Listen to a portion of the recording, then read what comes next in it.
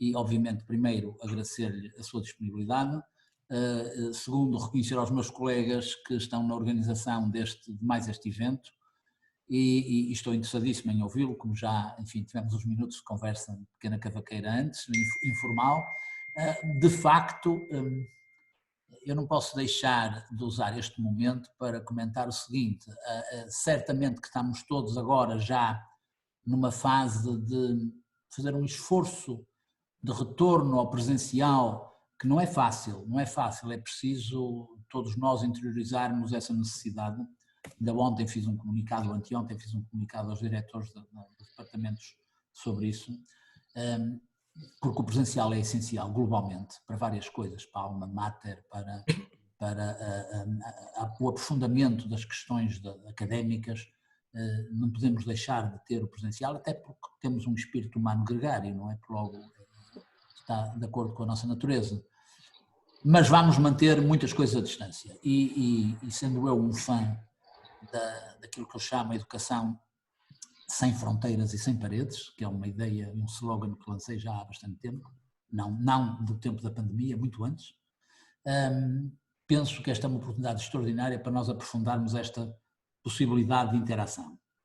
E realmente temos tido a sorte e a oportunidade, eu até diria em excesso, talvez, estamos numa fase ainda de pandemia nisto, de ouvir e de trocar impressões com notabilíssimos colegas portugueses e estrangeiros, em webinars interessantíssimos. Eu tenho assistido a imensos e participei também em 2 pessoalmente, webinars interessantíssimos que nos põem a discutir questões não só do momento, mas também de futuro. Portanto, muito obrigado, professor Bacelar Gouveia. Tenho a certeza que os já 53, e creio que mais alguns entrarão, participantes estão interessadíssimos em ouvir. Passo a palavra ao Vladimir ou ao Carlos. Muito obrigado. Sr. Reitor, enfim, já me simplificou imenso a tarefa, porque a minha função aqui é apenas dar as boas-vindas. Vou só acrescentar um ponto. Nós iniciamos este ciclo de webinars, como há pouco referi, há pouco mais de um mês, e tem sido uma forma de afirmar o conhecimento, e quando digo o conhecimento interno ou o conhecimento gerado em torno das redes de investigação que temos, e hoje temos um convidado externo à Universidade Portugalense, portanto, mas é uma forma de a Universidade contribuir para o desenvolvimento da sociedade e dando resposta aos desafios que temos pela frente, e em particular, neste caso, no que diz respeito à recente pandemia. Vou passar a palavra ao meu colega, ao professor Vladimir Brito, que irá apresentar o nosso orador. No entanto, desde já e a título pessoal e institucional, eu não posso deixar de agradecer profundamente a presença do professor Jorge Bacelar Gouveia neste webinar hoje. Muito obrigado. Vladimir, por favor. Obrigado, bom dia a todos. Sou reitor, sou vice-reitor, caro professor Dr. Jorge Bacelar Gouveia, meu querido amigo de há muitos anos e colega. Tenho o gosto de o ter aqui neste webinar para falar de um tema que eu sei que lhe é caro e que tem dedicado parte da sua vida a tratar esse tema e a discuti-lo, nomeadamente na sua tese de doutoramento e no último livro que publicou há poucos dias sobre essa matéria. O professor Jorge Bacelar Gouveia é professor catedrático da Faculdade de Direito da Universidade Nova de Lisboa e também da Universidade Autónoma, onde ensina Direito Constitucional e também já ensinou e continua a ensinar Direito Internacional Público, e daí os nossos interesses comuns.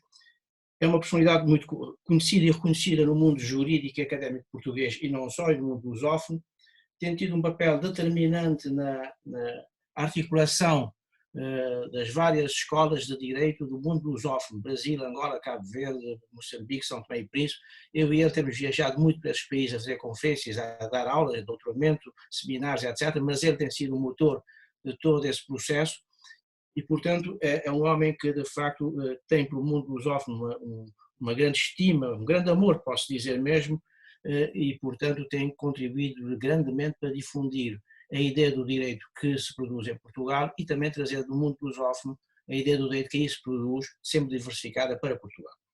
O Vassago Gouveia tem tido um papel determinante como Presidente do Conselho Científico da Faculdade de Universidade de Lisboa, na própria internacionalização dessa faculdade e portanto, tem tido um papel também determinante na difusão de conhecimentos a nível não só do meio académico, mas também do meio da comunidade.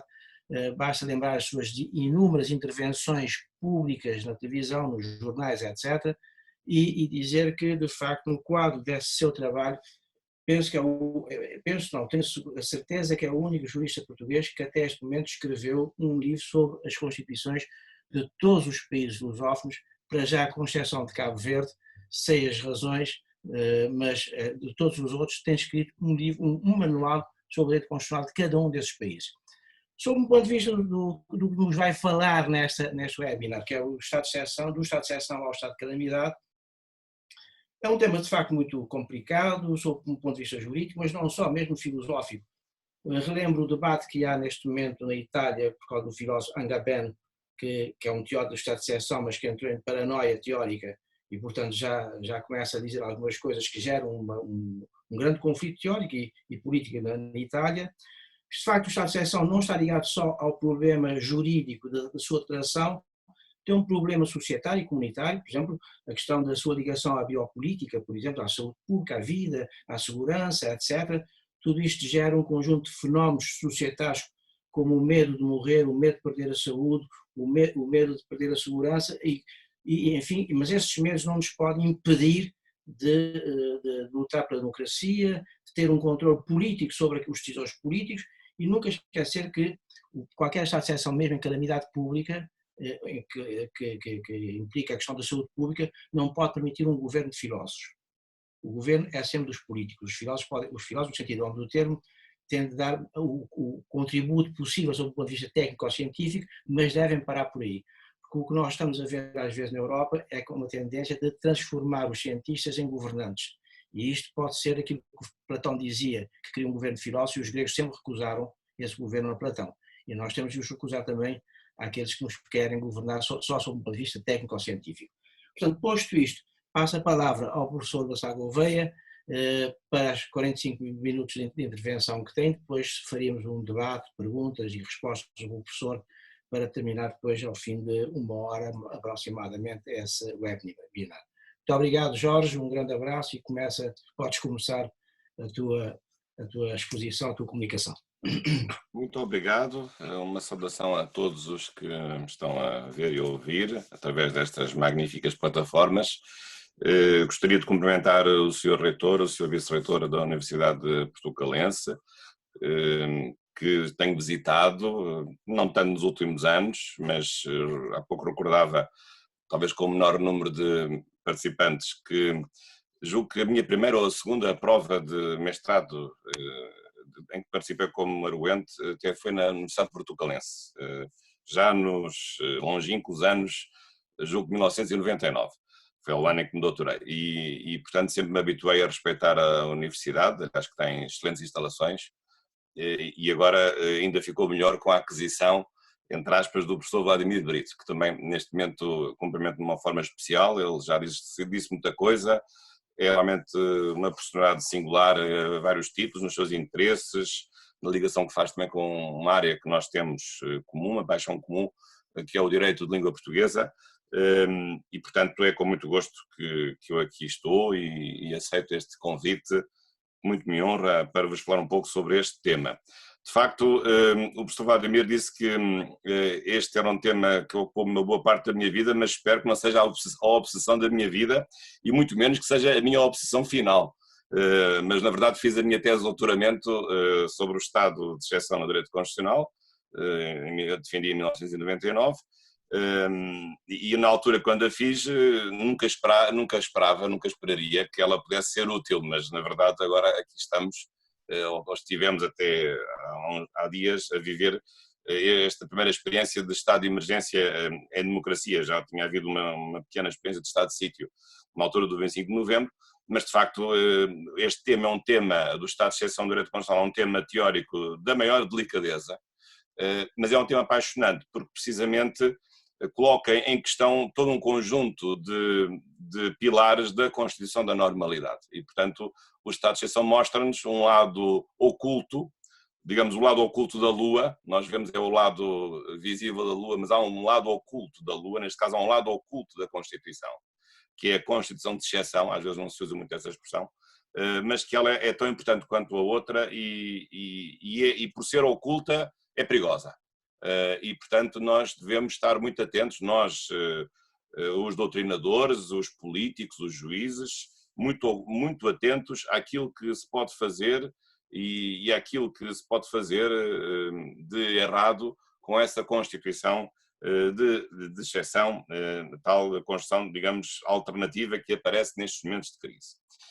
Mas, na verdade, a crise é isso mesmo. A crise é algo que vivemos episodicamente nas nossas vidas. Ninguém gosta de viver em crise, seja ela crise pessoal, crise económica, crise cultural, mas elas existem de vez em quando.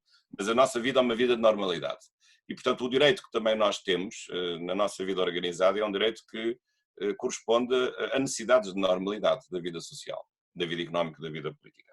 Mas isso não quer dizer que, perante crises, o direito não possa estar apetrechado para enfrentar essas crises e precisamente com o objetivo de enfrentá-las, de superá-las, porque não há coisa pior do que acharmos que a crise nunca vem e, portanto, não nos prepararmos para ela, enfim, às vezes utilizando aquele brocar popular de que quando se fala de um problema é porque o problema vai aparecer. Não, aqui é preciso pensar que o problema vai aparecer, porque o problema aparece mesmo. E a pior coisa que há é que nós acharmos que o problema nunca vem e depois quando vem nós não estamos preparados para enfrentar esse problema.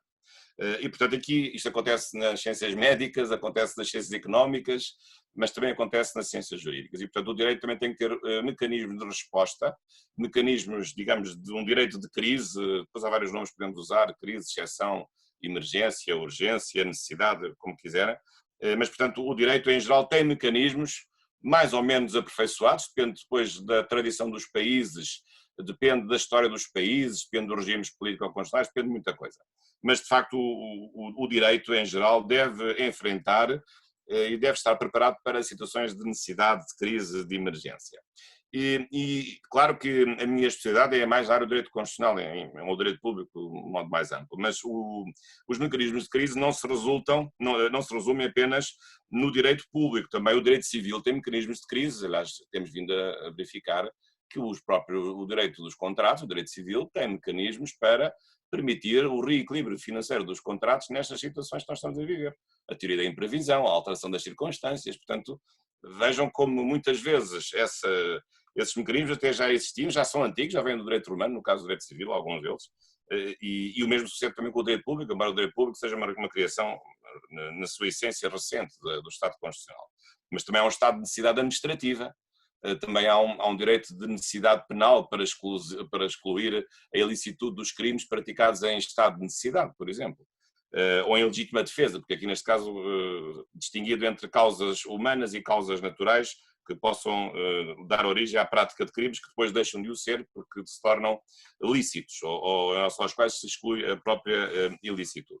Bom, mas de toda a maneira, de todos estes instrumentos, aquilo que é o mais importante é de facto o estado de exceção constitucional, porque, e não digo isto por ser constitucionalista, é mais importante porquê? Porque toca, precisamente, perturba ou transforma radicalmente, que é isso que é o estado de exceção, transforma radicalmente a Constituição, que é a lei suprema que nos governa, pelo menos na lógica da ordem jurídica estadual, e o estado de exceção transforma essa ordem jurídica constitucional, e portanto por arrastamento toda a ordem jurídica que dela depende, em termos radicais, porque pode provocar a fusão de poderes, pode provocar a paralisação de órgãos, pode provocar a suspensão de direitos fundamentais, coisa que nós achamos que seria inaudita, mas realmente pode acontecer, perante circunstâncias específicas que levem a essa necessidade. Mas aqui é preciso fazer uma devida advertência, é que o estado de exceção constitucional só faz sentido em regimes de Estado de Direito Democrático, porque os regimes de ditadura, seja ela ditadura de esquerda ou de direita, ou de extrema esquerda ou de extrema direita, talvez seja mais correto dizer assim, eles não precisam nada do estado de exceção, porque eles são países que já vivem na exceção permanente. E, portanto, só faz sentido falar em exceção através de um raciocínio comparatístico em relação à normalidade, porque quando a normalidade se transforma em exceção, então não faz sentido falar em estado de exceção, porque o estado de exceção é o estado da normalidade. Aliás, o professor Vladimir há pouco falou desse filósofo italiano, Giorgio Agamben, e de facto ele tem um livro muito interessante, 2010, O Estado de Exceção, não é um livro jurídico, é um livro realmente de teoria política, em que precisamente se insurge contra a ideia, com a qual aliás eu concordo, de que nos últimos tempos os regimes políticos têm vindo a multiplicar os regimes de exceção e estão a transformar o direito num conjunto de direitos de pequenas exceções e, portanto, nós estamos a viver cada vez mais em exceção do que em normalidade. Mas não a exceção no sentido técnico da palavra, que é aquilo que nós estamos agora a viver, ou que vivemos, precisamente, que tem sentido. Aliás, aquilo que diz esse autor, a obra dele está publicada em português num livro das edições 70, de 2010, é muito importante, não tanto agora para este regime, ou para este regime que acabou, porque o estado de emergência formalmente acabou, mas para aquilo que vem a seguir. E sobre isso eu falarei no fim desta minha breve reflexão. Mas antes disso, portanto, o estado de exceção significa, no fundo, o quê? Uma alteração profunda, seja por suspensão, seja por modificação das normas constitucionais, uma boa parte das normas constitucionais, portanto, uma alteração radical da ordem constitucional, embora de duração temporária, mas com uma finalidade específica, que é, perante uma certa causalidade, uma crise que se instala, seja política, seja económica, seja social, no nosso caso foi uma causa social de cariz sanitário, pode haver outras, umas cheias, uns terremotos, etc., uns incêndios, por exemplo, podia haver a declaração de estado de emergência por uma razão de incêndios, digamos, de grandes proporções, e, portanto, essa alteração da ordem constitucional destina-se, essa que é a essência do Instituto, a reforçar os poderes do Estado, seja fundindo órgãos, seja suspendendo direitos, ou ambas as coisas, para dotar o Estado de mais poderes de ação, de maior eficácia para combater essa crise e, portanto, acreditando, digamos, esperando que não seja uma vã convicção, de que com esse reforço dos poderes do Estado temos a possibilidade de voltar o mais depressa possível ao regime da normalidade constitucional. Esta que é a essência do Instituto. Portanto, o estado de exceção, que às vezes nós vemos em alguns países, vimos isso, por exemplo, na Primavera Árabe, no caso do Egito, em que vivia em estado de sítio há 40 anos. Isso não tem nada a ver com o estado de exceção em regime de Estado de Direito Democrático. Isso é outra realidade. Pode ter o mesmo nome, mas uma coisa é o estado de sítio em Estado de Direito, outra coisa é um estado de sítio num Estado totalitário. Não tem nada a ver uma coisa com a outra, porque na sua essência, de facto, o estado de exceção só faz sentido no regime de Estado de Direito Democrático. E precisamente, desse ponto de vista, ele também faz sentido num equilíbrio que é aquilo que é difícil fazer. Aliás, na minha tese eu também estudei muito isso. Neste livro, por acaso, essa parte não está a parte histórica comparativa, que é muito interessante, aliás, mas a grande dificuldade do constitucionalismo foi, primeiro, aceitar o fenómeno das crises constitucionais, portanto, de haver guerras, de haver sublevações, de haver catástrofes que pudessem perturbar a vigência dos direitos fundamentais, mas que era necessário suspender para resolver esses problemas. Portanto, o constitucionalismo, digamos, liberal inicial tinha uma aversão a algo que pudesse pôr em causa a pureza de uma realidade recém-conquistada da efetividade dos direitos fundamentais através das primeiras declarações de direitos que foram proclamadas. Portanto, a primeira reação foi a reação de achar que o fenómeno não existe, tapar o sol com a peneira, digamos assim, ou pôr a cabeça debaixo da areia. Foi essa a primeira reação do constitucionalismo. Mas depois percebeu-se que isso não podia ser. Portanto, o melhor não era fingir que o problema não existe, o melhor era regulamentar à exaustão possível esse mesmo fenómeno de perturbação da ordem constitucional. E, portanto, isso foi sendo feito gradualmente, com alguns recuos, com alguns avanços. Enfim, como sabem, entre as duas guerras do século XX as coisas foram mais difíceis porque tivemos regimes totalitários, mas depois, digamos, com a consolidação do Estado Social e Democrático de Direito, de facto, em algumas constituições, sobretudo aquelas que nos são mais próximas, a espanhola, indo do presente para o passado, e depois também a Constituição Francesa, ou a Constituição Alemã, ou a Constituição Italiana, todas elas têm hoje instrumentos bastante bem feitos e, sobretudo, há uma pluralidade de instrumentos de exceção, porque depois cada país enfrenta esta realidade através de diferentes instrumentos, não é apenas uma única realidade. Nós temos dois. o estado de sítio e o estado de emergência. Portanto, que são as duas espécies daquilo que nós chamamos de estado de exceção. Embora a palavra exceção nunca apareça na Constituição para designar estes dois fenómenos. Mas alguns países têm outras coisas. Tem o estado de urgência. Por exemplo, aqui em Espanha há 3 tipos de estado de exceção. Há o estado de alarme, há o estado de exceção stricto sensu e o estado de sítio. São 3 coisas distintas. No caso da França, por exemplo, há um instituto muito curioso, novo, inventado pelo Jornal de Gaulle, o artigo 16, que são é chamada ditadura constitucional, os poderes constitucionais extraordinários conferidos ao Presidente da República. Portanto, cada país depois tem a sua própria história, ou por exemplo, o caso da Itália é mais complicado, que a Itália só tem um estado de assédio e um estado de guerra, não tem estado de sítio, nem tem outros mecanismos. Portanto, a Itália tem uma insuficiência grande no reconhecimento na Constituição Italiana de 47 dos mecanismos de exceção. Portanto, depois cada país tem a sua própria história. No nosso caso, portanto, acabamos por cristalizar em 2 institutos, o estado de sítio e o estado de emergência. Nós, nossa Constituição Liberais, já falavam destes instrumentos, mas o estado de sítio aparece pela primeira vez na Constituição de 1911, é, digamos, a figura que tem a sua marca histórica, e depois o estado de emergência aparece na Constituição de 33 e acabaria por ser constitucionalizado na Constituição de 76 atual. Portanto, estes 2 institutos, estado de sítio e estado de emergência. Eu não vou perder muito tempo agora com, enfim, a sua explicação exaustiva. Os pressupostos estão enunciados no artigo 19, que é o artigo principal sobre o assunto. Há 3 tipos de pressupostos: causas político-militares, causas, digamos, também sociais. Portanto, fala-se em perturbação da ordem constitucional, uma agressão militar e uma calamidade. Portanto, são as 3 causas que lá existem. Há outras causas que não estão lá e, portanto, se elas um dia ocorrerem, é um problema. É o caso que discutimos muito durante a Troika, por exemplo, a questão de uma crise económica ou financeira, digamos, uma bancarrota do Estado, ou uma pré-bancarrota, que foi o que nós vivemos. Muitas pessoas na altura diziam que os direitos que foram limitados, aliás, incluindo o meu próprio salário como professor de uma universidade pública, que isso era inconstitucional. Mas, na verdade, dizia que era inconstitucional porque não havia a declaração de nenhum estado de emergência que suspendesse o direito ao salário. E isso até tinha a sua lógica. Mas havia outra parte também do problema, é que havia uma crise económica ou financeira, que teve os seus custos e, sobretudo, os seus responsáveis, mas nós não podíamos continuar a viver com os direitos na sua plenitude porque iríamos perder tudo. E, portanto, a grande questão foi construir, nunca se chegou a fazer isso, mas ainda cheguei a falar um pouco sobre isso, mas falta na nossa Constituição, por exemplo, um estado de exceção económico ou financeiro, que nós não temos. Claro que o problema resolve-se em parte nos direitos económicos e sociais, porque esses direitos são direitos elásticos e estão submetidos a uma reserva daquilo que é economicamente possível, e, portanto, em pré-bancarrota há menos dinheiro do que em expansão, evidentemente, mas há outros direitos que não estão dependentes daquilo que é economicamente possível e já não são tão elásticos, mas uma crise económica ou financeira pode determinar a sua pouca ou menor efetividade. Depois, os efeitos são essencialmente 2.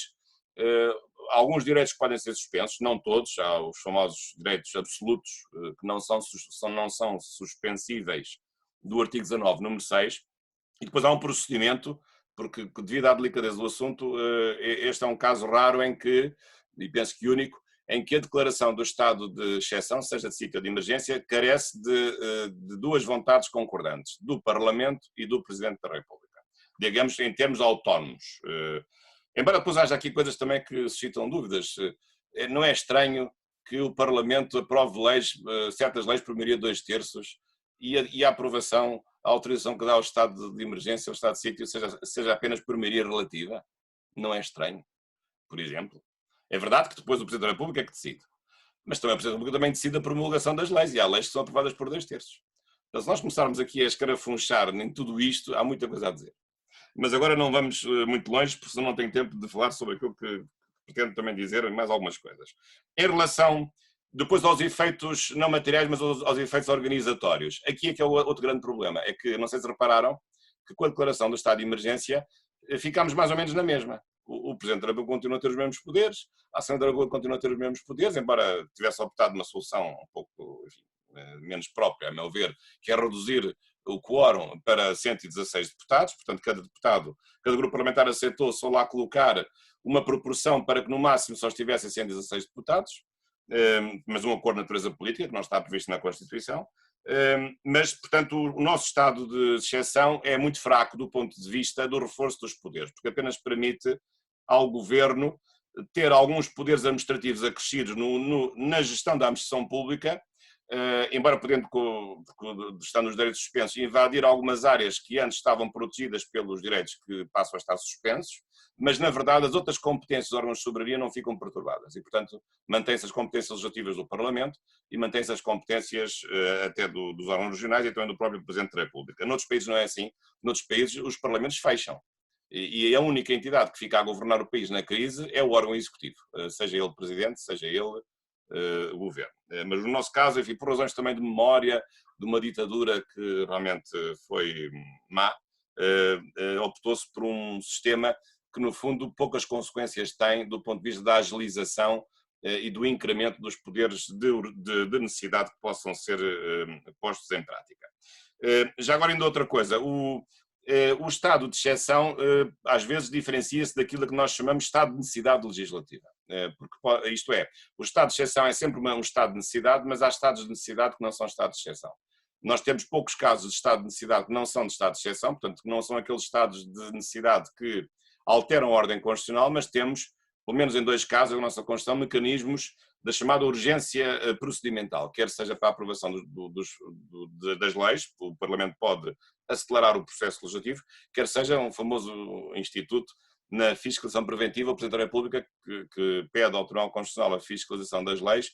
O Tribunal Constitucional deve fazê-lo no prazo de 25 dias, mas diz a Constituição, no artigo 278, salvo erro, que o Presidente da República pode encurtar esse prazo por razões de urgência, o tal prazo de 25 dias. Mas, de facto, às vezes, aliás, isso é um tema que eu também estou na minha tese de doutoramento, às vezes não é fácil distinguir aquilo que é a necessidade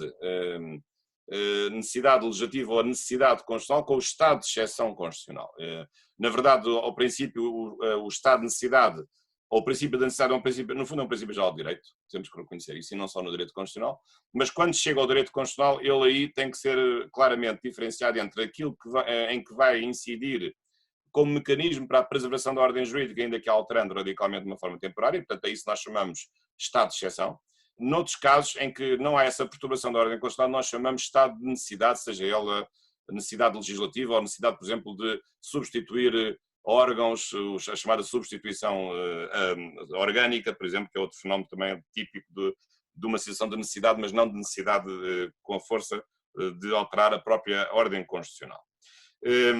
Bom, em relação depois àquilo que aconteceu, nós já terminámos o estado de emergência, que foi declarado e foi prorrogado, renovado 2 vezes, portanto em 3 ciclos de 45 dias. Bem, eu acho que as entidades que o decretaram, acho que o fizeram bem. Aliás, até deu-se aqui um caso curioso, que foram os portugueses que, no fundo, obrigaram os políticos a declarar o estado de emergência, o que não deixa de ser curioso, porque eles não queriam, não sei se recordam que eles não queriam. Mas lá a custo, lá acabaram por aceitar a necessidade da declaração do estado de emergência. E não sabem porque é que não queriam, não quero estar aqui a fazer juízos de intenção, mas eu percebo que isto causa alguma estranheza, causa alguma perturbação, causa impopularidade, possivelmente, mas até chegámos à situação contrária, porque as sondagens até dizem que quando se decretou o estado de emergência, até os políticos que tiveram a intervenção direta nesse processo até aumentaram na sua popularidade.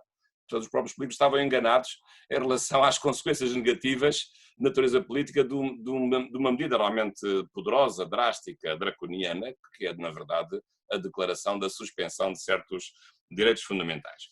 Bom, mas eu penso que, em geral, perante uma circunstância nova na vida dos políticos, na nossa vida de cidadãos e também na nossa vida de juristas e de professores, eu penso que, apesar de todas as coisas, correram, de um modo geral, bem.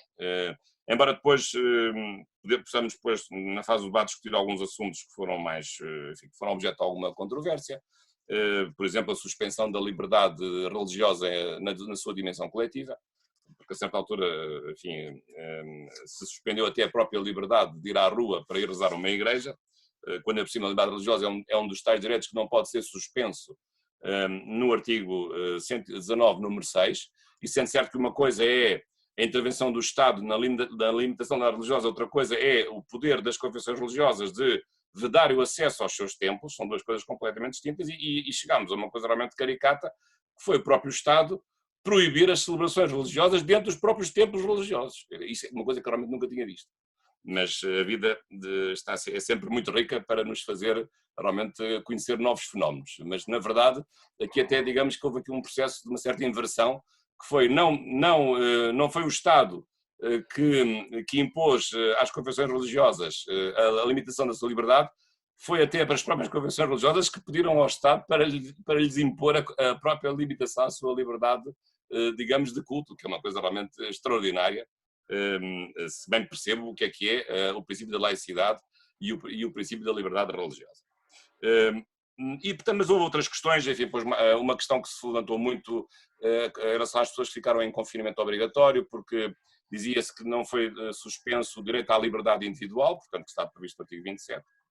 Eu aí talvez não fosse tão drástico, porque, na verdade, embora na declaração presidencial não se falava do artigo 27, de facto, falava-se na liberdade de circulação e fixação das pessoas, mas ao dizer-se que o governo podia fixar as pessoas, já estaria, digamos, na substância a permitir essa restrição da liberdade.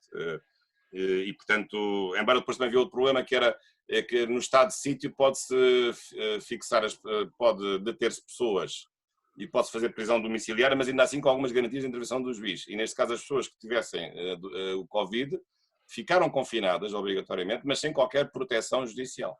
E, portanto, numa lógica de homologia com aquilo que sucede na declaração do estado de sítio, em que a própria lei quadro, que é a lei 44/86, exige o mínimo de garantias de validação judicial, elas não existiram numa situação que era exatamente equiparável do ponto de vista da limitação da liberdade nos casos de confinamento obrigatório, nos casos em que isso foi definido no tal decreto 2, nestes casos as pessoas previstas, penso no artigo 3º, havia 3 categorias de restrições, digamos, progressivamente menos severas.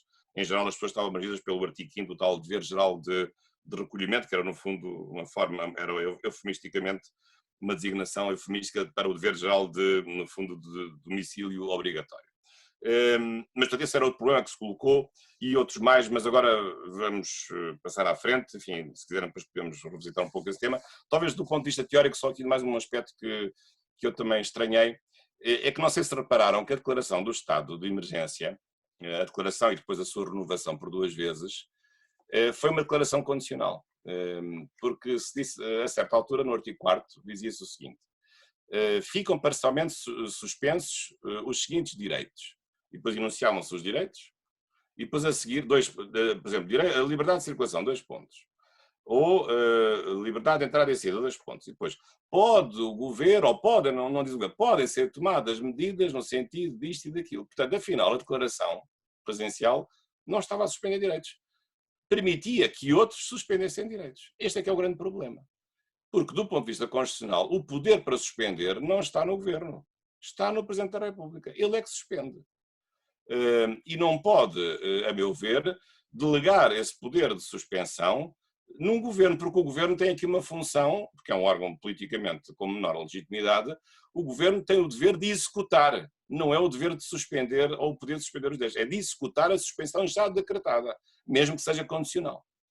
E, portanto, se nós repararmos aquilo que o governo fez, que fez bem, apesar de tudo, enfim, com todas as condições difíceis, sobretudo para os políticos, têm que tomar decisões, às vezes os professores é mais fácil falar do que tomar decisões, nós sabemos isso, mas, a meu ver, o decreto do governo, o famoso decreto número 2, o A, B e C, esse decreto, na sua substância, devia estar na declaração presidencial, no decreto presidencial de declaração do estado de emergência. Aí é que devia estar tudo. Porque o governo, executar não é suspender. E executar não é preencher as condições em que o presidente, no fundo, fez apenas uma mera declaração, digamos assim, tipo chapéu, umbrella, uma declaração quadro de suspensão dos direitos. Porque, na verdade, os direitos só foram suspensos com a decretação das medidas que foram aplicadas no decreto número 2, dizendo-se que eram de execução, mas na verdade eram de verdadeira suspensão efetiva dos direitos. Mas isso é uma questão mais teórica. E porquê é que a questão é importante? Porque o poder de suspender os direitos não é um poder administrativo, é um poder constitucional, é um poder paraconstitucional. É um poder, no fundo, equiparável a um poder de revisão constitucional. Agora, se nós vamos considerar que esse poder pode ser exercido pelo governo, então isto provoca a maior das perturbações e a maior das incertezas e dúvidas de como é que um governo que não tem poderes para declarar o estado de emergência é ele próprio protagonista da efetivação da suspensão desses direitos. Porque executar uma coisa que já está suspensa. não é suspender ele diretamente aquilo que não estava suspenso, mas podia estar. Portanto, a opção entre estar e não estar suspenso foi tomada pelo Governo, embora dentro das condições estabelecidas pela própria declaração do estado de emergência. Claro que se pode dizer contra esta ideia, bom, mas quem governa é o Presidente, é o Governo, o Presidente preside, o Governo é que tem um conhecimento técnico dos vários ministérios, porque o Governo é que tem lá os ministros. Sim, mas este é um caso em que, precisamente, o Presidente não apenas preside.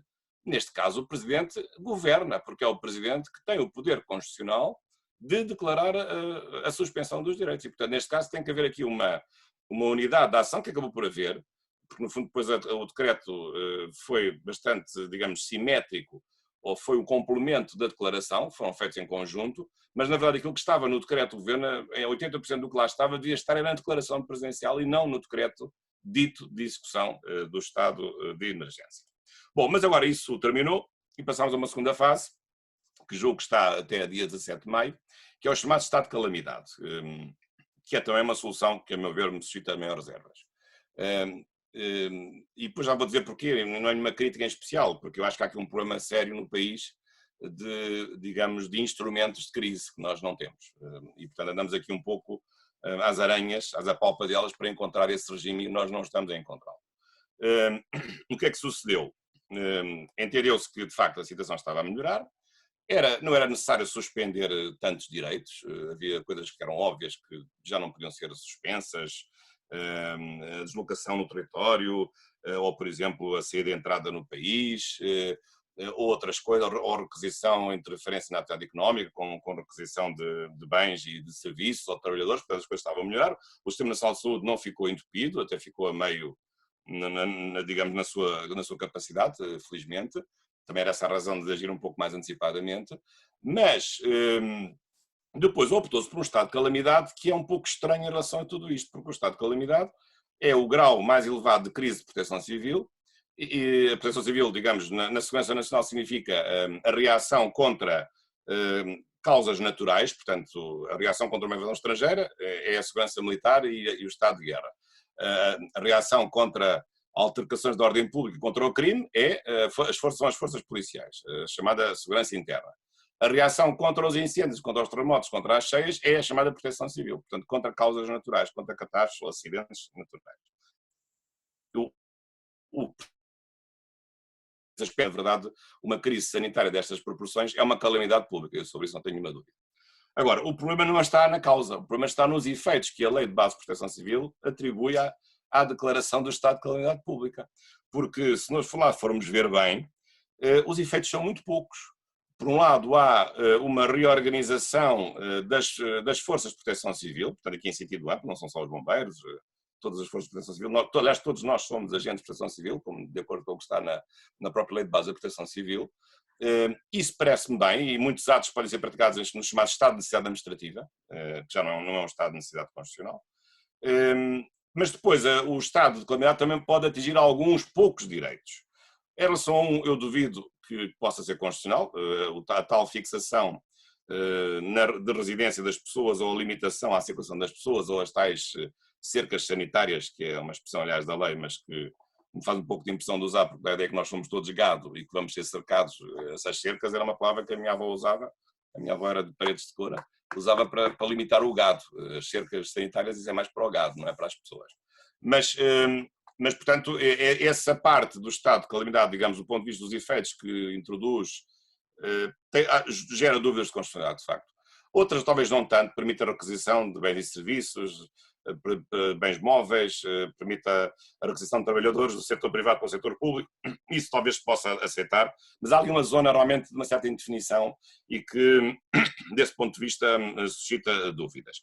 Agora, o que eu tenho a certeza é que o estado de calamidade, tal como foi declarado, não tem a extensão que ele assumiu, porque se nós formos ver a resolução do Conselho de Ministros do estado de calamidade, vejam a quantidade de limitações que são impostas à atividade económica e à atividade do país, desde fechar restaurantes, cabeleireiros, ou reabrir aos poucos, fábricas, restaurantes, todo um conjunto de atividades, hotéis, turismo, todo um conjunto de atividades que não estão previstas nos efeitos que são prototípicos e taxativos, evidentemente, que a Lei de Bases atribui, a Lei de Bases de Proteção Civil, que atribui ao estado de calamidade.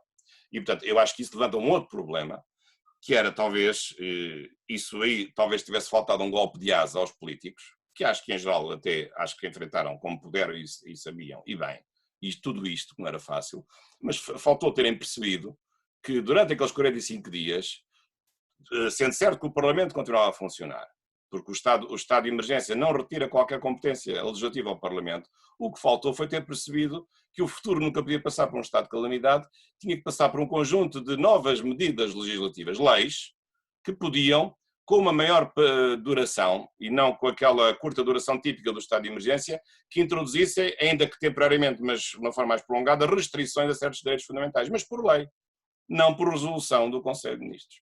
E, portanto, penso que não houve essa percepção de que, de facto, tínhamos aqui um problema muito sério de não saber como enfrentar o day after de um estado de emergência para o qual não está, de certeza, funcionalmente adequado um estado de calamidade, que é aquele que estamos a viver, e que o Governo decretou, enfim, com aquele conjunto de limitações que consta do famoso anexo à resolução do Conselho de Ministros que decretou o estado de calamidade durante 15 dias, até 17 de maio, e parece que não vai ser renovado. Mas, portanto, esse é outro problema de natureza jurídica que eu acho que a mim me suscita as maiores dúvidas, mas também percebo que as coisas não sejam fáceis. E essas dúvidas são dúvidas também, são dúvidas importantes de cidadania, e se são dúvidas teóricas, mas de cidadania. O que é que aqui se percebe, e com isso passo já, digamos, à fase final da minha intervenção. Para já, a questão que se colocava aqui era, que foi isso que dividiu os constitucionalistas, o que é suspender e restringir direitos? É que, na verdade, a diferença é muito escassa. O que é suspender parcialmente e restringir um direito? Porque lembram-se que a declaração do estado de emergência suspendeu parcialmente os direitos. Em alguns casos até foi totalmente. Bem, em termos individuais, a pessoa que fica confinada com Covid, para ele a suspensão é total da liberdade. Não é apenas, não suspender a cabeça porque pode pôr a cabeça na janela de fora. Não é bem isso. Quer dizer, a suspensão individual é sempre total. Mas, portanto, a declaração, até por uma questão de cautela, disse que era uma suspensão parcial dos direitos. Mas onde é que está a fronteira entre suspender e restringir os direitos? E nós às vezes usamos a palavra limitar os direitos. Eingriff, que é uma expressão alemã, quer dizer, uma intervenção ablativa, digamos, limitadora do espaço, um espaço, digamos, de ingerência na liberdade individual. Portanto, esse é um primeiro problema. O outro problema é saber se entre suspender e restringir também há uma dimensão temporal, ou seja, a suspensão só é possível num certo período de tempo, curto, enquanto que a restrição deve ser duradoura. Não é bem assim, porque há restrições que podem ser temporárias. Às vezes tão temporárias como a própria suspensão dos direitos. E outra coisa mais importante de todas estas é que, reparem, a questão em si, que é limitar a nossa liberdade, portanto, em termos amplos, usar este verbo limitar, portanto, sem saber se é suspender ou restringir, isto só pode ser uma medida de natureza legislativa ou paraconstitucional. Nunca uma medida de natureza administrativa. Porque a delicadeza do assunto, que é tolher os nossos direitos, nunca pode estar na discricionariedade de uma medida de natureza administrativa. Ora, o que nós vemos no estado de calamidade é que todas essas medidas são decididas por decisões administrativas. E, portanto, isto tem que haver aqui todo o cuidado de, pelo menos nos fundamentos, estas limitações que podem ser aplicadas por atos administrativos e operações materiais. Quando a polícia nos manda parar e faz uma operação stop, a polícia não está a agir fora da lei. Faz uma operação material ou quando nos obriga a identificar, faz aquilo que nós chamamos de uma medida de polícia. Mas essa medida de polícia está prevista numa lei, que é a Lei de Segurança Interna. Agora, estas medidas que aqui estão não estão previstas em nenhuma lei, estão previstas numa lei de bases que permite que elas depois se concretizem numa resolução do Conselho de Ministros, que é uma coisa muito diferente. Para além de muitas delas nem sequer estarem lá no estado de calamidade que foi declarado. Portanto, vejam que há aqui uma série de problemas que agora surgem, digamos, da inadequação do estado de calamidade em relação a esta situação. Eu, na altura, defendi que se deveria continuar com um estado de emergência mais reduzido, porque não tem que continuar a haver a suspensão de tantos direitos, mas a opção foi esta, mas eu também percebo que do ponto de vista político a continuação do estado de emergência pudesse assustar as pessoas, embora não sei bem como, porque foram as próprias pessoas que pediram antecipadamente a declaração do estado de emergência. Agora, terminado o estado de calamidade no dia 17, com isto vou terminar, o que é que vem, o que é o futuro? E agora uma coisa mais reflexiva. sabem que, entretanto, surgiram novas medidas legislativas, isto é, houve medidas incluídas no estado de emergência e no estado de calamidade, que vão terminar, portanto estão nesse contexto, mas à látera, o Poder Legislativo, e a meu ver bem, desatou a legislar em todos os setores. Porque agora o Diário da República é uma enxurrada, uma profusão de leis para todos os setores, aliás até se contradizem. Ainda vai ser agora uma lei sobre os prazos judiciais que se esqueceu de revogar a lei anterior, uma atrapalhada medonha. O que também pode acontecer realmente neste clima um pouco de calamidade é que nós vivemos em sentido amplo. Bom, o que é que vai acontecer? Há medidas que vão ficar para sempre, podem ter a certeza disso. Todas as medidas foram criadas num pressuposto de uma crise temporária, mas há medidas que vão ficar para sempre. Por exemplo, ainda ontem participei na antiga universidade do professor Vladimir, ainda é sua, está jubilado, numas provas de agregação. As provas académicas agora são todas por Zoom. Isto não vai desaparecer, isto vai continuar. Ou a reunião dos órgãos públicos e privados podem ser feitas por meios telemáticos. Isto nunca mais vai desaparecer. E, aliás, a lei que o prevê, que é a Lei 1A, artigo 5º, nem sequer tem nenhum limite de duração, porque a lei não tem uma vigência periódica. Limitada, a lei, em princípio, dura para sempre, não tem um fim da sua vigência determinado nela própria.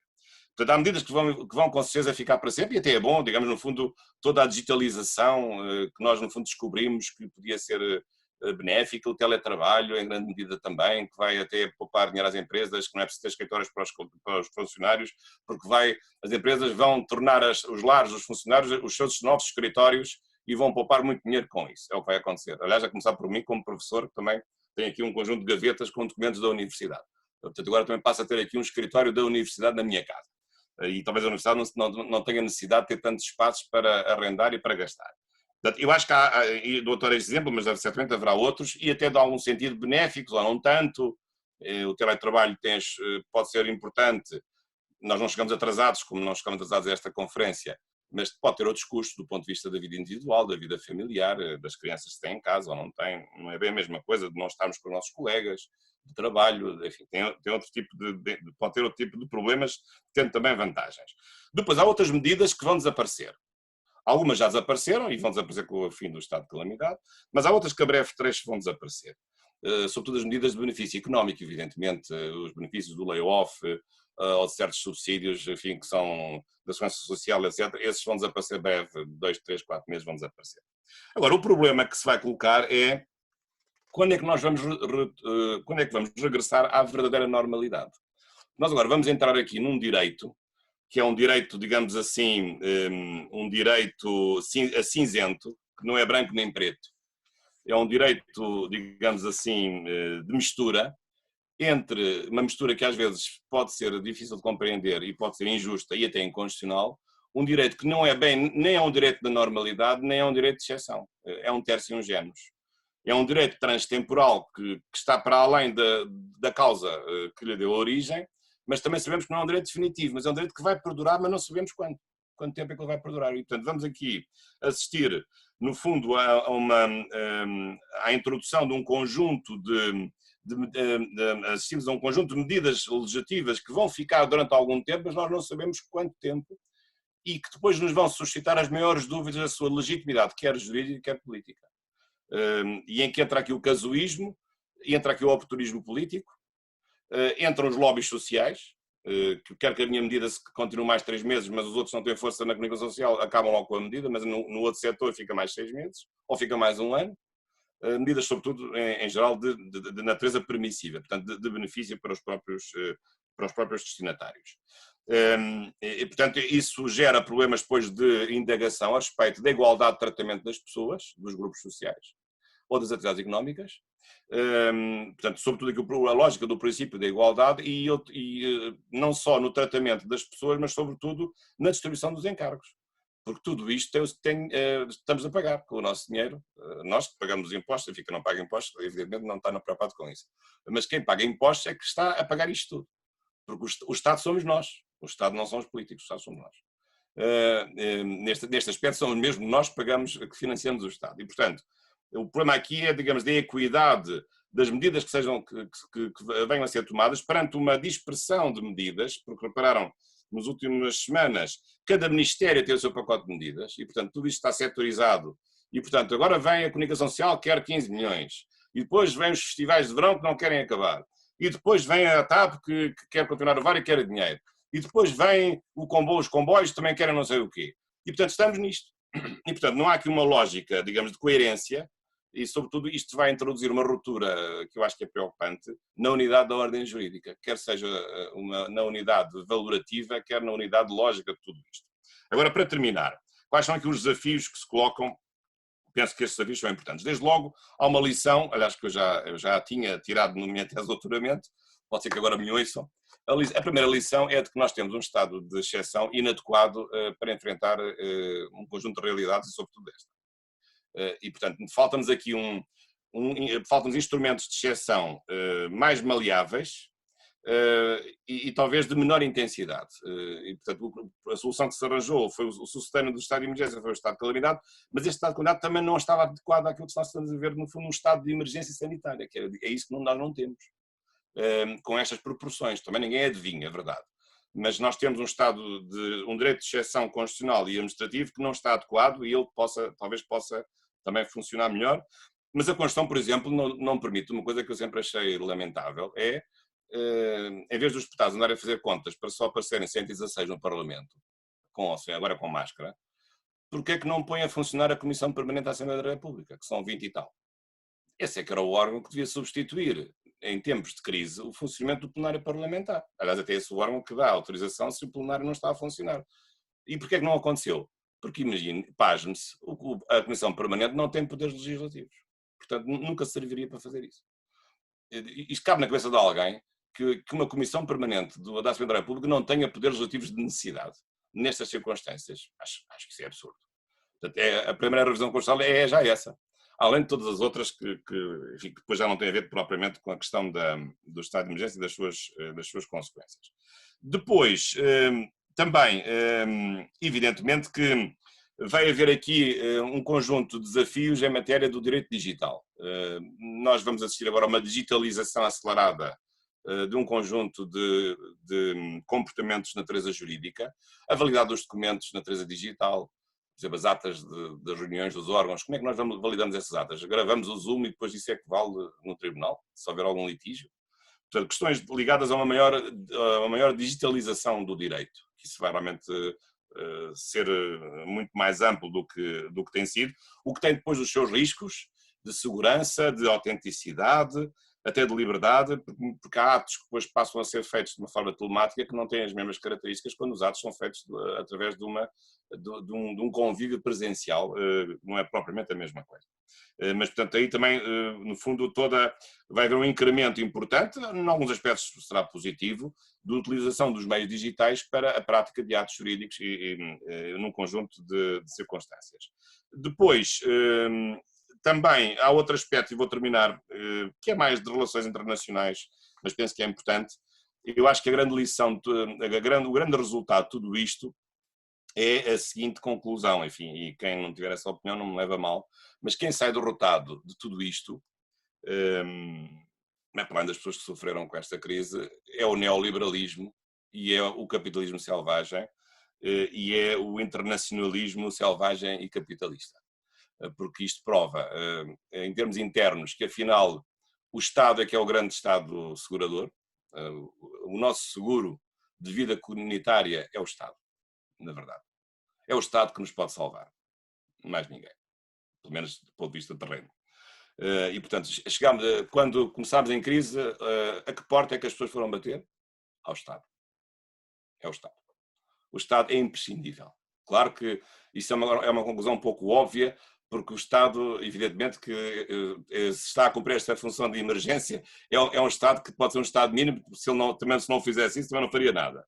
Sim, mas não é só isso, é porque o Estado vai continuar também no ponto de vista de intervenção social, agora no pós-crise, durante mais algum tempo. Portanto, isto derrota por completo todas as teorias que querem redução, ou até, enfim, do ponto de vista, digamos, filosófico, as teorias anarquistas no que respeita à ausência de Estado. E do ponto de vista internacional, também, no fundo, isto mostra que nós andamos preocupados com coisas de menor importância, ou que não valorizamos outras coisas que são, afinal, tão importantes quanto estas. Afinal, foi um vírus invisível, ou milhões de vírus invisíveis, que destruíram e desmantelaram por completo as relações económicas internacionais e as relações políticas internacionais. Não foram atentados terroristas. E, portanto, isto veio também trazer aos olhos da opinião pública, no fundo, as verdadeiras necessidades das pessoas. Quais são as verdadeiras necessidades das pessoas? É não morrerem com doenças e não morrerem de fome. Ainda hoje de manhã o Papa Francisco, agora ele transmite diretamente as missas diárias, falava de uma estatística de que nos últimos meses milhões de pessoas morreram de fome. Continuamos com esses problemas. Ele até se referiu a outro tipo de pandemia. Mas, portanto, isto mostra que, no fundo, os Estados investem em armamento, investem em equipamentos, mas esqueceram-se que o essencial é dar o bem-estar às pessoas, é ter sistemas de saúde e curar as doenças das pessoas. E, portanto, isto também mostra que agora de futuro as relações internacionais vão ter um reencaminhamento do ponto de vista da valorização da segurança humana. Aliás, conceito que já tem os seus anos, que foi introduzido pelas Nações Unidas, no sentido de colocar a segurança ao serviço do cidadão e não deixar que a segurança fique acantonada a um problema meramente político ou militar, ou de natureza policial, que também, evidentemente, que também tem os seus problemas, e nós também temos direito à segurança, isso também nos preocupa, mas também temos o direito à saúde e o direito à vida. E, portanto, não são só os crimes que nos tiram a vida, as doenças também nos tiram a vida. E, portanto, isto também vem mostrar, no fundo, também as desigualdades em termos internacionais evidentes e as injustiças, precisamente nessa distribuição e na intervenção das organizações internacionais do ponto de vista do combate a esta pandemia e depois as consequências que isto vai ter. Para além de todas as críticas que têm sido dirigidas ao OMS, que é uma estrutura realmente frágil, mas também nunca tinha provavelmente enfrentado dificuldades desta monta com estas características, e sendo certo que quando houve a gripe espanhola nos anos 19, 20 do século passado, ainda não havia a OMS, que foi criada depois com a criação das Nações Unidas em 1945. Mas, portanto, um pouco estas as minhas reflexões, espero não ter abusado aqui do meu tempo, e é com muito gosto que aqui estou e participo nesta iniciativa. Dou os parabéns também à Universidade Portucalense e agora talvez seja útil, se acharem bem, estou à vossa disposição para podermos ter aqui um período de debate, e agradeço ao Sr. Reitor, ao Sr. Vice-Reitor e ao professor Vladimir Brito também esta oportunidade para refletirmos sobre este assunto. Não me quis massacrar muito com questões jurídico-constitucionais porque elas já estão um pouco esgotadas, mas deixo-vos aqui apenas uma breve reflexão e não sei bem agora qual é o futuro, porque agora falamos todos do Covid, mas eu gostava de deixar de falar do Covid daqui a uns meses, mas não sei se isso vai acontecer. Vamos todos fazer um livro agora sobre o direito do Covid. Eu gostaria de não ter essa necessidade, mas sinceramente neste momento tenho muitas incertezas em relação a isso. Muito obrigado pela vossa atenção. Muito obrigado, Sr. Professor. Agradecemos muito as excelentes palavras com que nos brindou. E, de facto, creio que ainda temos aqui algum tempo para deixar a audiência colocar as questões que entender. Eu estou atento aqui ao bate-papo, mas... É uma expressão brasileira, curiosa. É, antes esta expressão brasileira-portuguesa do que o chat, que é inglês. Exatamente. Mas se alguém quiser colocar alguma questão até de viva voz...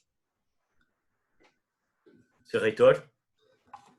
Bem, eu vou fazer um grande esforço para me conter e não fazer eu uma intervenção, não é? Quero começar por dizer que, naturalmente, quando uma pessoa é culta e tem uma imensa capacidade oratória, além de mais tem ideias sensatas, resulta isso numa notável conferência. Muito obrigado. 2 ou 3 comentários muito breves, usando também o facto de eu já viver um bocadinho do tempo do Paleolítico. Primeiro, a questão do Parlamento. Eu vivi 23 anos no tempo do antigo regime, no tempo da ditadura, não é? E conhecia bem as dificuldades com que todos vivíamos nesse tempo.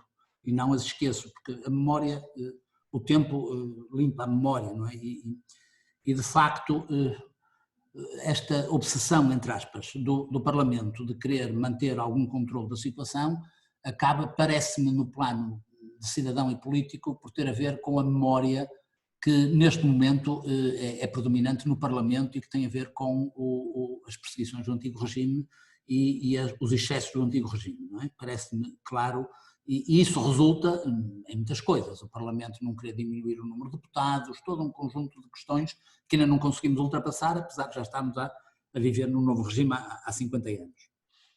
Em segundo lugar, só muito brevemente, estou 100% de acordo consigo em muita coisa, nomeadamente na questão de quem saiu derrotado neste processo. Não é? Aliás, não é de há muitos anos, quando os bancos tiveram a crise que conhecemos, vieram todos pedir com grande urgência apoio ao Estado. Mas uma semana depois do Estado dar o apoio, disseram governo hands off, porque, enfim, portanto, há esta questão, o Estado é fundamental, sendo que não deve ser pesado, o Estado é fundamental e tem um papel absolutamente crucial no equilíbrio das nossas vidas. Há um aspecto, e eu vou ficar por aí e pedir-lhe que faça um comentário, muita coisa poderia dizer, achei muito interessante já agora, e não resisto a isso, dizer que foram as pessoas que pediram um estado de emergência. Francamente, eu acho que foram na sequência de uma campanha de comunicação brutal, que aliás tem sido o grande sucesso do governo, é a máquina de comunicação que montou. Eu li recentemente a McKinsey um artigo, tenho lido bastantes artigos, em que a McKinsey dizia quais eram as regras de comunicação que deviam prevalecer nesta época, e um dos pontos, dos 5 pontos que eles mencionam, um dos pontos era muito curioso, dizia repeat, repeat, repeat. Era o conselho que dava num dos pontos, não é? E eu acho que é o que o governo está a fazer. Não é?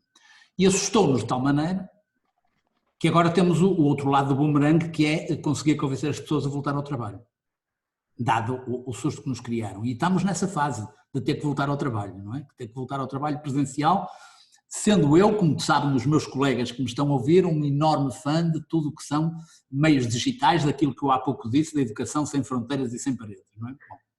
Agora, vamos ao direito digital. Permita-me pedir-lhe um comentário complementar. Não é de hoje que eu digo que há no nosso quadro jurídico um enorme trabalho a desenvolver de adaptação do quadro jurídico à realidade do mundo digital. E se há 3 meses, ou há 2 meses, 2 meses e meio, eu dizia isto e olha, tive uma conversa com um colega de direito, que dizia, não, isso ensino à distância, isso é muito complexo, não, bem, hoje está toda a gente a fazer isto. E toda a gente vai continuar a fazer reuniões por Zoom com a enorme vantagem de passarmos a ser pontuais, diga-se de passagem, com a enorme vantagem de passarmos a ser pontuais. Eu julgo que isto é unânime, tenho falado com várias pessoas e é um resultado extraordinário, mas a questão do direito digital aplicado às universidades e às formações está neste momento em cima da mesa e temos uma agência, a A3ES, que eu diria que é, para ser simpático, um bocadinho conservadora demais, para não dizer outro termo, não é?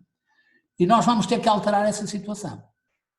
Vamos ter que passar a considerar, há um decreto sobre o ensino à distância, que não tem nada a ver com o ensino virtual que nós estamos a fazer, são coisas completamente diferentes, e neste momento falta um quadro jurídico que nos permita desenvolver o nosso potencial de capacidade de ensino à distância. Mas faço já um aviso, e calmo com isso, e pedindo-lhe que comente esse aspecto.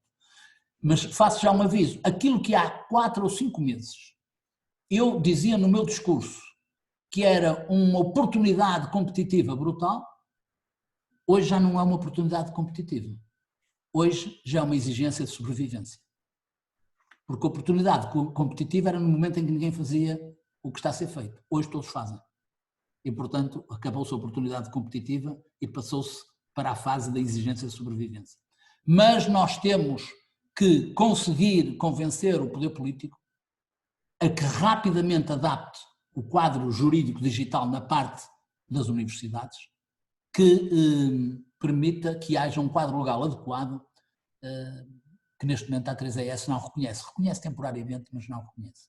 Agradeço-lhe se me fizer algum comentário sobre isso. Muito obrigado, Sr. Reitor. Enfim, agradeço também as suas amáveis palavras.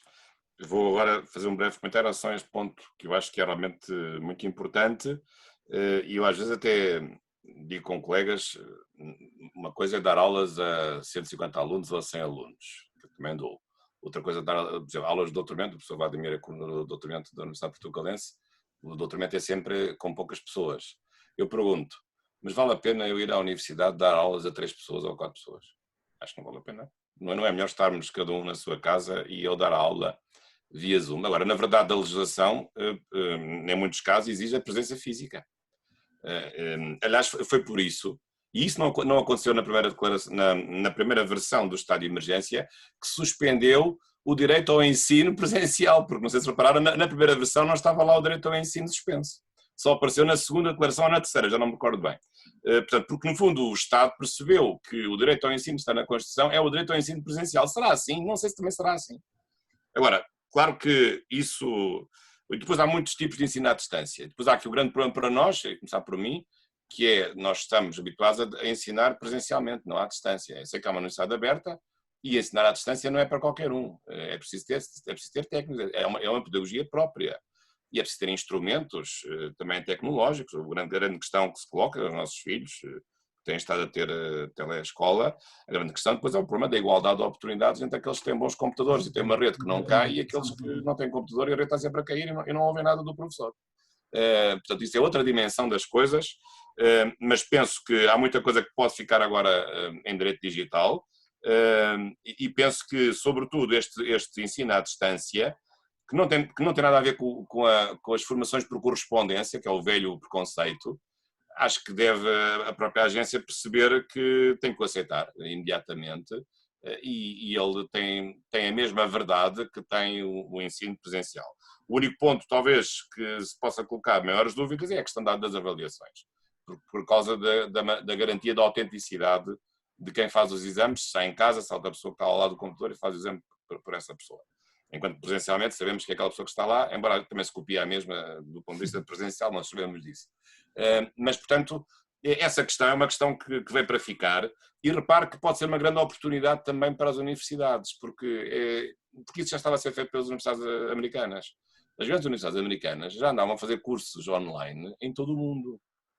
E, portanto, isto, num certo sentido, até nos veio facilitar a vida, sobretudo porque nós temos um grande mundo lusófono que gosta de nós e que espera muito de nós e que agora nós podemos aproveitar precisamente com cursos online, cursos feitos em direto, via Zoom, que pode ter milhares de pessoas ou centenas de pessoas e não ser apenas as americanas que já tinham percebido isso há muito tempo e que já andavam a captar alunos, enfim, os alunos procurando também ter um bom título académico que seja carimbado por uma universidade de prestígio.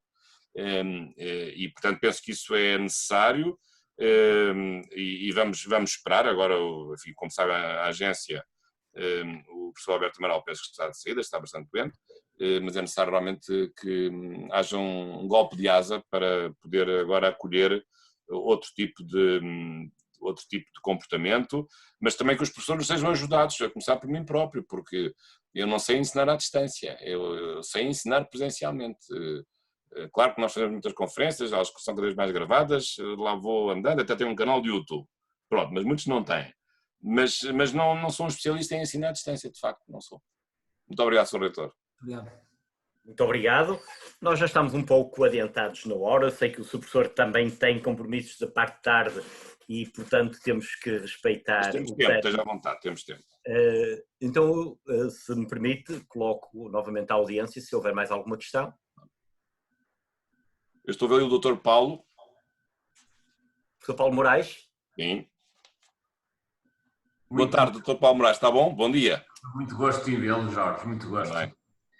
E aproveito desafiar-me para a palavra para colocar uma dúvida que já tencionava colocar, além de agradecer a sua excelente lição, que é, o professor Jorge Bacelar Gouveia falou da grande profusão de legislação que tem saído nos últimos dias. Isso vai inevitavelmente levar a uma grande confusão e a alguma conflitualidade. E eu ia lhe perguntar o que é que antevê nessa matéria e, em particular, no ponto de vista dos cidadãos, o que é que aconselha aos cidadãos? Em boa verdade, no meio de tanta regulamentação, os cidadãos nem sabem bem o que é que podem fazer. E como não sabem bem o que podem fazer, o que eu temo é que haja até alguma censura social com cidadãos relativamente aos comportamentos. Eu já me chegam relatos de pessoas que na rua se criticam mutuamente, uns porque vão com máscara, outros porque vão sem máscara, e seria mal que houvesse aqui um movimento de segregação entre cidadãos face aos seus comportamentos. Isto resultará seguramente de uma grande confusão regulamentar que, de facto, eu julgo que os portugueses, na generalidade, daqui a 15 dias, 3 semanas, não saberão muito bem o que é que podem e devem fazer. Muito obrigado mais uma vez. Muito obrigado, professor Paulo Moraes. Bem, há um aspecto que eu não referi, porque é um pouco o suposto, também quando na altura escrevi pedindo a declaração do estado de emergência, sobretudo, não propriamente por ter, enfim, um desejo, digamos assim, sádico de pôr em ação a tese que eu tinha discutido, embora tivesse dado algum gozo, evidentemente, ver em prática aquilo que eu aprendi e que estudei, mas sobretudo por uma questão de clareza jurídica e de certeza jurídica. Porque nós íamos, se não declarássemos o estado de emergência, nós íamos entrar num campo muito complicado, que vem precisamente, corresponde àquilo que o professor Paulo Moraes acabou de dizer, que era termos começarem a fazer um conjunto de conflitos de pessoas cujos direitos não estão suspensos, e os poderes públicos começarem a agir como se eles estivessem suspensos. Aliás, não sei se sabem, que é preciso lembrar, mas não estou a fazer aqui nenhuma insinuação assim inadequada, mas sabem que há um dos crimes de responsabilidade dos titulares de cargos políticos, sabem qual é? É suspender ou restringir direitos de uma forma não prevista na Constituição. É o artigo 15 da lei dos crimes de responsabilidade dos titulares de cargos políticos. Portanto, além do mais, os próprios políticos tinham que se proteger, porque não andavam a praticar suspensões clandestinas de direitos que não tinham sido suspensos nos termos constitucionais, nos termos do artigo 19. Portanto, além do mais, não havia esse problema. Agora, qual é o suposto que eu tenho aqui? É que vocês sabem que há muitos colegas e amigos meus que não dão por adquirido que isto tivesse sido assim, que esta tivesse sido a única maneira de enfrentar este problema. E, portanto, como sabem, há uma outra teoria de que não devia ter havido o confinamento que houve, porque isto depois atrasa a criação da chamada imunidade social, da herd immunity, e, portanto, há pessoas que têm criticado muito estas medidas tão drásticas que foram tomadas, que agora começam a ficar aligeradas, e penso que bem que os dados mantêm-se a baixar e ainda bem. Mas também, o que eu também vejo, já que o professor Paulo falou em censura, também há uma censura na comunicação social em relação a essas pessoas. Por acaso, eu não me revejo nessas posições. Eu acho que foram boas as medidas de confinamento. Mas há pessoas que pensam de maneira diferente. Mas essas pessoas são logo atacadas. Porque são pessoas loucas, são pessoas que não estão preocupadas com a sua saúde ou com a saúde dos outros, mas são pessoas que têm opiniões diferentes e, portanto, temos que respeitar. Os próprios médios, como sabem, não têm opiniões unânimes sobre este assunto. Mas essas pessoas que têm essas ideias minoritárias, neste caso, são consideradas pessoas que não estão boas da cabeça e, portanto, têm umas opiniões que não fazem realmente sentido. E isso não é verdade. Depois, em relação àquilo que refere à conflitualidade, vai haver vários tipos de problemas. Para já, um problema de certeza jurídica, de saber o que é que está em vigor e o que é que não está em vigor, saber porque é que houve uma lei para aquele setor e não houve para outro setor, portanto, problemas de igualdade. Problemas também de indemnizações, que as empresas vão começar a pedir se o Estado não as subsidiou umas e vai subsidiar outras. Portanto, problemas também, sobretudo problemas laborais, que eu acho que é o mais complicado. E realmente, como sabe, isto provocou um aumento enorme do desemprego, de uma forma trágica. Mas aí até me pareceu, por exemplo, uma medida que foi criticada, aliás, um amigo meu, e que respeito, pelo professor Menezes Leitão, da Ordem dos Advogados, que é o bastonário, que a certa altura disse que aquela medida que foi introduzida de permitir que a Autoridade das Condições de Trabalho pudesse bloquear um despedimento ilegal, dizendo que isso era uma competência dos tribunais. A meu ver, isso não era nada inconstitucional nem ilegal, porque numa situação de crise o que se pede a uma entidade administrativa é de agir preventivamente para defender o cidadão que está a ser vítima de um despedimento ilegal e não se está a substituir ao tribunal, porque depois o tribunal no fim decide se essa suspensão do despedimento que se considerava ilícito foi bem feito ou foi mal feito. Mas isso era uma típica providência administrativa típica de uma situação de exceção que acho que se devia compreender. Portanto, eu ouvi talvez da parte dos advogados uma posição talvez demasiado rígida no que respeita a essa medida. Mas, portanto, vai haver esse tipo de problemas. Já agora em relação ao setor da justiça, também sendo advogado e sendo presidente do Conselho Fiscal da Ordem dos Advogados, a confusão tem sido total, porque eu já vi não sei quantos diplomas que se contradizem uns aos outros. Se os tribunais vão fechar ou vão reabrir com máscaras, depois não há máscaras para todos, depois qual é a distância, depois se vamos pôr vidros acrílicos ou não acrílicos entre os juízes e as testemunhas e os advogados. Portanto, Isto é uma atrapalhada medonha, em que realmente ninguém se entende. Portanto, desse ponto de vista, penso que vai aumentar a conflitualidade. Por exemplo, havia um caso curioso de advogados, quando foi decretado o estado de emergência, não se sabia se os advogados podiam continuar a ir ao seu escritório. Os advogados tinham o escritório aberto, porque a certa altura houve intervenções junto da polícia que mandou fechar certos escritórios de advogados, diziam que era um estabelecimento aberto ao público, não podiam estar abertos. Mas os escritórios de advogados não são estabelecimentos abertos ao público, com o devido respeito. Tem lá uma tabuleta, pode ter um horário de atendimento, mas o advogado não tem um estabelecimento aberto ao público. E, portanto, é um profissional liberal, ele tinha todo o direito, neste caso não podia atender as pessoas pelo telefone, pessoas novas que apareçam, clientes que vêm na tabuleta, o nome do ilustre advogado, entram no escritório e, portanto, acho que aí o advogado tem todo o direito de ir ao seu escritório e manter a sua atividade, digamos, de informação jurídica e de natureza forense, se fosse o caso. Mas, portanto, acho que aqui há um conjunto de dificuldades que são importantes e eu sei que o Sr. Paulo Moraes é muito sensível a isso, porque tem importantes funções na transparência. E depois vai haver também aqui oportunidades, não é verdade, de lobbies. Que no meio desta confusão toda legislativa, há sempre um decreto-lei que aparece para certo setor, para favorecer aquele e aquele outro, e mais uns dinheirinhos ali, para já não falar da história do novo banco, não é? De ontem, enfim, nem quero falar sobre isso, que é uma tristeza.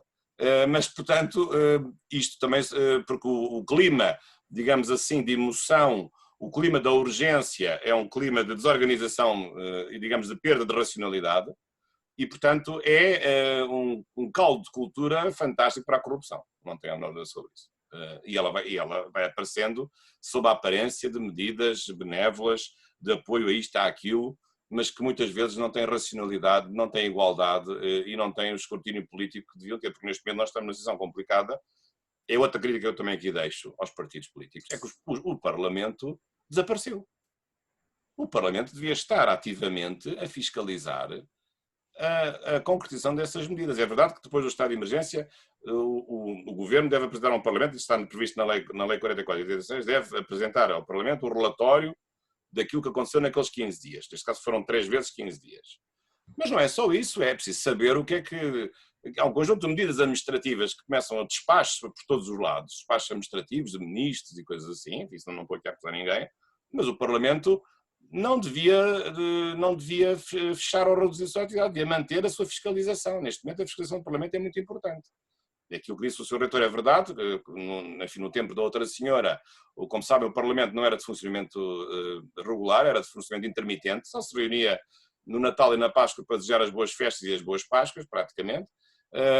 Mas o Parlamento hoje, evidentemente, é um Parlamento que funciona em regime de permanência, todas as semanas há Parlamento, e eu penso que mesmo com as medidas que tomaram, enfim, que são discutíveis, de redução do número de deputados, devem continuar a ter uma ação de fiscalização. É verdade que numa primeira fase era difícil porque era uma ação monotemática, era só em torno da crise e que não fosse favorável, era logo antipatriota e não sei o quê.